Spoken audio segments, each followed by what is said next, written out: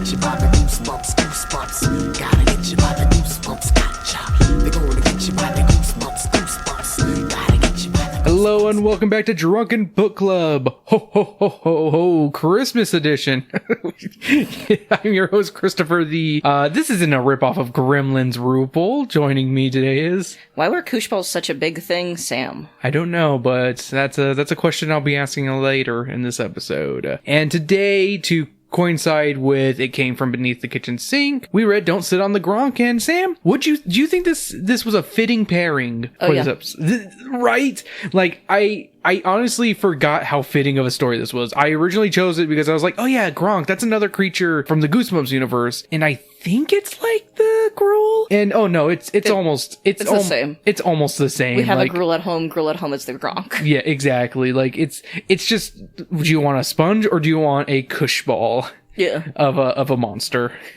Those are your choices. Those are your choices. You don't, or a potato with the lynx. With fangs. Yeah, with fangs. Well, hey, it's a potato. Yeah. We have a bunch of potatoes. We have a bunch of lynxes inside our pantry if I keep them in there for too long. No, they just grow more eyes. But Sam, let's get into this one. This was not your first read. So I gotta ask, what did you think going into this one? As I didn't really reveal anything. I kind of just dropped the book on your futon, on your couch part, and was just like, read it, bitch. I was like, well, it says don't sit on the Gronk, so he's gonna sit on the Gronk. Yeah. Like that is the one thing. If it's an R.L. Stein book and it says don't do X, don't touch, don't go into the basement, don't sit on the Gronk, stay out of the basement. Stay out of the basement. But again, it's one of those, if there's an instruction not to do it, the thing is going to happen. Yeah. Don't eat this, don't do this, it's going to happen. Sign, everywhere a sign. R.L. Stein said, fuck that sign. It's a Chekhov's gun, kind of. Yeah. But beyond that though, did you have any like kind of first ideas of what this was going to be about besides, oh, this kid's going to sit on it? I had a feeling since we're pairing it with It Came Under the Kitchen Sink, it's going to be a weird little creature. Yeah. And yeah, that was about right. Like it. Honestly, it's been ages since I've read this one. I forgot how similar the two were, in all honesty. I didn't, like, upon rereading it, I was like, I forgot this one, in all honesty. And granted, this is a very forgettable story. It was not the most memorable one, because it pretty much is just It Came From Beneath the Kitchen Sink. It pretty much is just that done again with just a different style monster. Yeah, different font. Different fonts, exactly. They just changed the font a little bit, changed the name of the monster from Gruul to Gronk. Yeah. So let's get into this story. Brad and his older sister Kelly are opening their Christmas presents. Brad notices a present. I like that they leave out the whole Walkman scene, which is huge foreshadowing. Yeah. Because like he's like, oh, this Walkman's not working. And his sister's like, you fucking moron. They use the word moron in this book, which I'm like, that caught me off guard. Cause like, I don't think I've ever seen, like, I've seen idiot, stupid and stuff like that. But I don't think I've ever read a Goosebumps book where they were like, you moron. That wasn't from like a bully. Yeah. He plugged it into the wrong thing. Yeah, he plugged it in the wrong, outlet pit. Which I'm like thinking to myself, I'm like, I guess there would be like a second outlet, but I don't know for what though. Maybe for a mic? Maybe. To record? Yeah, maybe. On there? Like, I don't know. I never had a Walkman, but I did have I had a CD Walkman. Yeah, I was going to say, I had a CD Walkman. I didn't have a tape player one, because this one was a tape player one, if I'm not mistaken. I don't remember. I remember I had a tape player. No, it would be a Discman if it was a... Yeah, Discman was CD player. Usually. Which, yeah, I mean, you could just look over there. I have my CD player over there. I still have a little CD player, because... You know, MP3 players don't really freaking exist anymore. At least good, decent ones. Yeah. But yeah, let's keep going forward. Also, I like that his parents are also like, yeah, your sister's right. You are, like, they don't literally call him a moron, but they literally go, yeah, you're a moron. Like, both the parents. Read the instructions. You should have read the instructions. Read the goddamn instructions. Guess what the moral of the story is? Read the goddamn instructions. Yep. Brad notices a present that isn't from his parents under the tree, and he wonders where it came from. Regardless of its origin, Brad opens the box. Inside, he finds something that looks like a koosh ball, but he sees it moving. He shows his family, and they give him permission to keep it under the condition that he takes good care of it. Bungie, do fix the wording on that, because they says that he take good care of it. Yeah. Please fix that, please. As it turns out, the creature came with instructions in its box. The instructions refer to the being as a Gronk. Brad, not caring much for instructions, chooses to only read a small portion of the paper. Did he even read a small portion? I just thought he read the name. Yeah, he read the name, and then he just like, throw it away. Yeah, it was just like, whatever. Well, and like the other thing I noticed with that is like he then takes it outside. Yeah. And he's like, might it be too cold? It's fine. Yeah. And I'm like, what if it's something Well, he that doesn't is... immediately take it outside. He invites his friend over, and then they both go outside. Yeah, but it's still one of those where he just kind of is like, it's fine. Yeah. And I'm like, that's not taking good care of a pet. If you're like, it might kill it, but yeah. Brad's an idiot. Brad's a moron. Brad's a moron. Your son's a moron. Hey, your son just bit me here. I want to know what you're going to do about it. Your son is a moron! Brad invites his friend Roscoe over. Hey, Roscoe, come here. Check out this fucking gooseball looking fucker. And they play catch with the Gronk outside. I love this idea. It's like, what if I gave your kid a gerbil as a fucking Christmas present And then throw it across the lawn back and forth. Or oh wait, no. Let me actually rephrase that. What if I gave your kid the for real friends? Like I gave him that, but it turns out it's actually alive. It's actually a living, like it turns out it is It's like a sentient creature. It's a sentient, yeah, we'll say it's a sentient for real friend or something. And they end up fucking playing toss around with it. Like holy shit, dude, this is a living creature. I don't care that it looks like a koosh ball. Like maybe if he was under the impression that he thought it was a koosh ball still and wasn't like, oh wait, this is a living creature. Hey, let's whatever. Let's just toss it. Yeah. Hey Roscoe, you brought your hamster, right? Let's toss him back and forth. Yeah. Then we can play cave adventure with him. Damn it. What? They created a whole tunnel system made out of paper towel tubes. It's adorable, Sam. Leads right to the back of the fridge. Yeah. Where it goes to die. Yeah, where all hamsters go to die. We have like 5 behind our fridge. Quite sad. Only 5? Only I thought we had 5. more. No, we've only had 5 hamsters so far. Oh, okay. Yeah. There's Roscoe Jr., Roscoe Sr., who's ironically named because he's actually the third one. There's also Seymour and Sydney. Oh, okay. Rest in peace. I guess technically Sydney was pregnant with 500 children, so yeah, we have 505. Big fucking hamster. It was kind of surprising she was able to get behind the fridge. So many pups. While tossing the creature around, Brad drops it, noticing that it feels heavier than before. The creature is growing. It expands to the size of a bowling ball. As the boys continue playing with it, the ball grows to be bigger than a beach ball. Bong, bong, bong. Brad takes the Gronk home, rolling it into his bedroom. The creature grows to be the size of a chair, and Brad decides to sit on it, deciding it'll be comfortable. Brad soon notices a problem. The Gronk won't stop growing. Just like the real Gronk in football. Kelly enters and is shocked by how large the Gronk has become. She picks up the instructions from Brad's room. The kids begin running as Kelly reads. Also, before we finish off, for some reason, like, I don't know if it's just how it was, like how it was worded, but I thought it was just getting bigger and bigger, and, like, I'm, like, thinking to myself, I'm like, how's he able to get that through the fucking door? Like, he made it, like, I don't know, the writing made it seem like it was just getting bigger and bigger, and, like, bigger than a beach ball by the time he got it home. But that wasn't true. But then it was, like, the size of a chair. Yeah. And it was kind of like, which I'm assuming beanbag chair, which, yeah, you can fit, if you squeeze it through, you can fit that through a doorway easily. Not super consistent, though. Yeah, it's really inconsistent. Yeah, RL, you need to learn how to do your consistency on drawings better. The first rule says to not take the Gronk outside or it will grow rapidly. The second rule says not to use it as a ball or it'll become playful. The final rule says to never sit on the Gronk because it will sit on whoever does. The giant Gronk rolls in and it lies atop Brad. The story ends with a splat. That is, Spongy, can you phrase that better? Like, I feel like that takes away from it, because honestly, how the story ended was the only good part of the story, if you ask me, of just like, because the Gronk will want to sit on you, and then it just ends with yeah. And I'm just like, oh, that's beautiful. You don't need to tell us what happens. We know what happens. He sat on the Gronk, and now wants to sit on him back. Also lies atop you. I'm like, wow, that feels like a very different read. Yeah, no kid was killed here. Alright, well, let's get into the note section. I really don't have too many extra notes because I kind of already said them, of like the whole foreshadowing, the parents calling the kid a moron, and that fucking ending. But there are 2 popular culture references, which we also mentioned already, the Walkman and the Koosh Ball. So let's just skip right into what inspired the Stein? Sure. Sam, what inspired R.L. Stein? My first thought was that his kid had too many Koosh balls and he was sick and tired of them. He stepped on one too many times and was like, I'm sick of it. Yeah. I mean, personally... Or he sat on one, and he's like, it will sit on you. He's like, what if it sat on me? Oh, no. But no, he ripped off fucking Gremlins. He did, but I just saw that in your notes, so I didn't want to just steal your... Yeah, that's fine. I mean, you could have. It's fine. Because, like, fuck me. This is...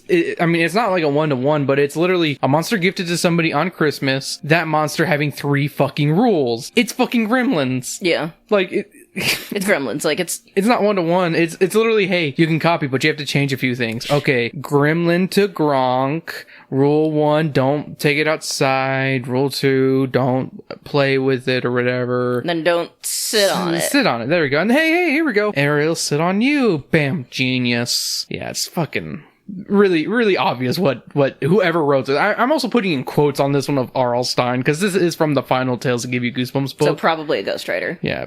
I'm sitting at, I'll tell you what I think at the end of the random question section. Okay. All right. Well, we're already there for the random question section. Sam, have you ever played with a koosh ball before? I actually owned like a tiny one as a kid. I had a tiny one as well. I don't know where I got it from. It was probably from like a Happy Meal toy or something. I'm pretty sure I got it as a hand-me-down from my sister. Yeah. So I think we actually had 2. Yeah. Because one was like the thinner rubber, and then we had like one of the tiny ones that's like about the diameter of like a quarter. Yeah. And it was like it was more bristly. I had one of those ones, and it had like a little like a tiny handle thingy. Yeah, like a handle thing. I thought it was like a hose or something, because it's like a tube. Yeah. Or something. I think we got that from like a fucking random thing. But no, I actually figured out where that was from. Now that I'm realizing it now. Because my brothers had a slingshot. And guess what? That slingshot had like a little part where you put the koosh ball in and you threw it. Okay. Yeah, it's there, because I had to look up koosh balls as well, because I'm like, I'm pretty sure I know what this is, because it's like it's been ages since I've seen one. I don't know if my sister ever had the slingshot, but she might have also gotten it from somebody that had the slingshot. Yeah, because like they didn't. It's not necessarily that you get. Not all koosh balls came with a slingshot thing, but I think that was just a good way to sell it to boys. I was like, here, it's a safe slingshot toy, because it didn't like. I remember getting hit by it by my brothers, and it not like hurting like super rough. Yes, it still hurt though. Yeah, because I mean, you're getting hit with a rubber ball at high speed. Yeah. It wasn't a fun toy to be hit with, but it didn't hurt like, oh my god, this is like, if I got hit with it in the eye, it probably would sting, but I wouldn't go blind. Yeah. Nerf dart rules, no. Yeah, I do remember that. That's what I think, that's the one it came from. And like bigger ones were just like the things you would put on your desk of just like, oh hey, I can just like fumble with it. You know, it's kind of funny. That's like kind of the original fidget toy if you think about it. Cause like, yeah, it feels really nice on your hands. Like it's a good distracting kind of toy. And it's also not noisy. Yeah. Like it's kind of like that like nice distraction of just like you would just rub it in a circle like that. Yeah. Like, am I wrong? No, you're not wrong. Yeah. Like, yeah. Makes sense. It's a proto fidget toy. Next question. Ever received a pet as a Christmas present? I'm just thinking because I'm like trying to remember what pets. Yeah. I don't think so. I've never received one. I don't think I've ever met anybody who received a pet as a Christmas present. The closest I got was, I think, for quote unquote my sister's birthday, is when we got Scooter and Rusty, but it wasn't like fully. The whole idea is my parents were going to get dogs anyways. Yeah. So it just coincided Yeah. more than it was like. That makes sense. It wasn't just a specific, like, oh, this is not like a toy kind of thing. Yeah. Because I kind of hate the Christmas present pet. Yeah, it's because like that's when it's the idea of like, oh, I've got to buy this freaking, you know, purebred deformed dog that you're gonna love for 5 minutes, and if it doesn't become a star on Instagram, you're gonna not love it anymore. Yeah. Like, ugh. Yeah, I don't like the idea of getting a pet for a present. Though I wouldn't be opposed to adopting a pet as like a quote unquote present. Like, I've seen cute ones where it was like they adopted a dog that they had already wanted to get, or Yeah. like it was already like what they had in mind. Yeah, I've never liked the idea of a Christmas puppy or a Christmas kitten. It's just weird. Or birthday, or Yeah. Easter is so notorious for bunnies. Yeah, and that's a bad one. Yeah.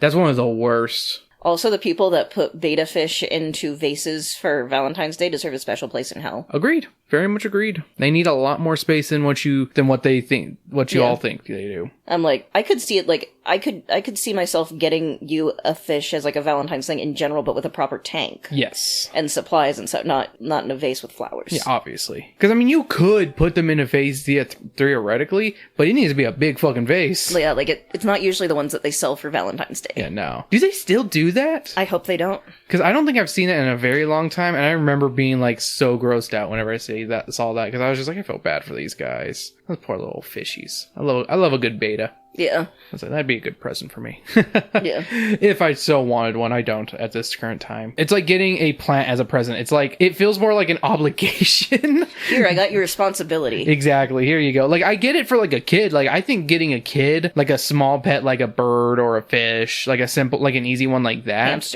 Hamster is a good idea for like a present, but like not like a dog or a cat. Because like at that point, it's like, oh, that's my obligation more than anything. But it's also yeah. one of those that I feel like it's one, like, as a parent. Yeah. If you get your kid even, like, a simple pet, like a hamster or very low-maintenance lizard kind of thing, Yeah. you need to be prepared to take on the responsibility when your kid... Fails to. Yeah. Yeah, there's no other way of putting it. It's just fails to. Yeah. Like, you can't... I feel my parents didn't think about that, and I don't think I ever truly killed my pets, but like, you don't get a kid that's like 5 fucking zebra finches and expect to feed them every time for him. So that's what happened with me, and it's like, I was 5. Why didn't you feed them for me? Or show me how to do this properly? Yeah, and remind me, because you were 5. Yeah. Like, yeah. It's so bad. I hate the idea of holiday pets. Like, Agreed. Gonna be... Spinning off on what inspired the Stein, what are your thoughts on Gremlins? Either the movies, the creatures themselves, or even the spin-off creatures that are like kind of other places? I like the movies. Yeah. I don't really have like that much of a thought otherwise. Like, it's a fun holiday movie for me. What about the creatures themselves? Do you like the Gremlins? Do you think they're cute? I think the Mogwai are cute and the Gremlins are fun. Don't you lie. There's a cute gremlin out there that you love. Probably. You're just like, oh, look at that scaly little fuck. Yeah. He's like, oh! Yeah, as a kid, I was definitely horny for the Grimmette. It's okay. The one with titties. Yeah, fucking had big old fucking voluptuous lips, had them big old DSLs. Like, I had a very awkward, like, should I be attracted to this moment? When I saw that movie at like, gosh, I think 8 or something. Like, it was on WB, and I was just like, I'm confused. Like, should I be attracted to that? Because it's kind of hot, but maybe I shouldn't be attracted to it. So that kind of it made me who I am to this day, a monster fucker. Why do you think I'm with Sam? The monster of the monsters. The queen of monsters, if you would. Yep. Didn't you also say that she's probably trans? Like, not as a bad thing, just more as like an observation, because they're all otherwise guys. Yeah, they're all otherwise guys. I mean, she took a gender-changing potion thing. Good for her. From a lab. I mean, it wasn't by choice. It was just like, oh, hey, look, everyone's doing something. I'll drink one too now. Like, one became a vegetable gremlin, another became a spider gremlin, another became a bat gremlin. Hey, she's I could be cool like these. Nope, I got fucking titties now. I mean, hey, that's not a bad thing. Inspired so much art in the future, and created Johnny Test's favorite famous one. Do you read the instructions when given something, Sam? For the most part, yes. Okay. I will say I am sometimes bad and will sometimes accidentally skip instructions and then get lost. Yeah. I can vouch for that. That is true. I'd say I'm like a most of the time kind of person. Like, if I know what I'm doing, I'm not like, if it's something as basic as plugging it in and shit like that, I'm like, okay, whatever, I can do this on my own. But if it's like, if I'm making furniture, yeah, I'm following the fucking instructions. If I'm setting up an Xbox, I don't need I don't need instructions. That's basic. So remember when my mom was like, we should have the Geek Squad set up your computer for when I was like 18, and I was like, Mom, we can do this. Yeah. And then she wanted to like wait for my dad to do it, and I'm like, I plug it in and it's like, type in your name. It was that sweet spot where it didn't take a lot of like, you need to sign into 20 different things. Yeah. But you could just plug it in and like type in your name. Yep. And you were good. What are you talking about, Sam? You need a man to help you out.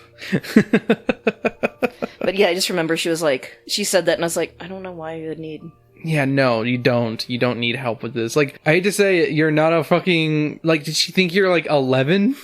Yeah, well, and even then, it's still one of those, like, I think I could have done it at 11. Yeah, like, more than likely. I think she was used to, like, the older computers that did take a lot more to set up and, like, plug into each other and all that, whereas, Mom's like... works with computers, doesn't she? Even at that point? Not as much with laptops, I think, at that point. Okay. But yeah, for the most part, like, I think I did have to plug the battery in, but that's literally just... Yeah, plug it right in. That's it. But yeah, that was funny. Yeah. It's not funny, that's sad. It's gender normative. Yeah. Alright, and final question. Did RL write this one? Unless you have any questions. I don't have any questions. Okay. Did RL write this, Sam? What do you think? I'm kind of leaning towards, like... I don't know, in some ways I think the kids have it being mean to each other feels very RL, but it also doesn't feel very RL. Like, I'm kind of leaning at, like, maybe a 50-50 for me. I'm at a 70% on this one. That he did write it? That he did write it. Yeah, I would say, I only go off a percentage of what he would do. Here's my reasoning, is a big chunk of that is because this book does have a confirmed ghost-written story with Why I Hate Jack Frost. But there's a lot of things in here that feel like R.L. Stine. idiot freaking kid with parents who hate him, a mean older sibling, yet again another mysterious creature, and that ending is so RL. Like, Through the splat. if anything, it could just be another RL wrote the ending and then gave it to somebody else, which that I could believe, but at the same time, I could believe that R.L. Stine wrote the ending first, which he has said that he does, and wrote something out and was like, okay, that's good enough. I could also believe that as being true as well. You know, I'm dropping it down to a 60% because like it just feels so bad. It's so lackluster. It's so dumb. But then again, that is very RL. 65%. I'm sitting at 65% that I think this might be the only story written by RL in this one, maybe. All right, let's get into the cocktail before we get into this book report. And this time around, it's a mocktail. I'm calling it the Gronk seat. First, you're going to need to make a large round ice cube to be your Gronk. So we're going to go ahead and freeze some blue Kool-Aid into a big old round mold, which I have plenty of, which I don't think anyone else does unless they're drinkers out there. Yeah. Then we're going to serve up some iced tea with a lemon wedge on top to resemble a child. And when you have your mold ready, you're going to place it into the glass and splash some grenadine for blood. And that is a Gronk seat. Neat. Yep, because most of the blue ones for lemonade are blue raspberry lemonade, so I figured make it a blue Arnold Palmer. Yeah. All right, Sam, what's your book report on this one? I would say overall it feels very boilerplate. Feels like again, not a bad one, but it just feels very like, oh yeah, as you said earlier with Gremlins of like, okay, but don't copy it word for word. Yeah. And like it came under the kitchen sink kind of combo of it's not bad. I've read worse. Yeah. But it does feel phoned in, and I'm going to give it a 2 pancake children out of 5. Yeah, this is not a good one. Don't sit on the Gronk, lolls around like a lazy child and brings nothing to the table. We have a short story that primarily has a child playing with a creature, and that's about it. The last 2 pages bring some thrills, but this isn't a scary story, and if I have to give this one any points, the ending did make me, literally, I lolled. I laughed out loud. Sam was probably barely waking up and she probably heard, ha! And I was like, yeah, that was me laughing at the ending. Don't Sit on the Gronk gets 1.5 squashed children out of 5. Fair. Just 1.5 children who are squashed. I'd like to think that the sister got partially crushed. Yeah, just by Just AoE kind of thing. Exactly. All right. Well, thank you for joining us this time on Drunken Book Club. We hope you enjoyed what you heard. It's kind of weird to have a Christmas episode in August.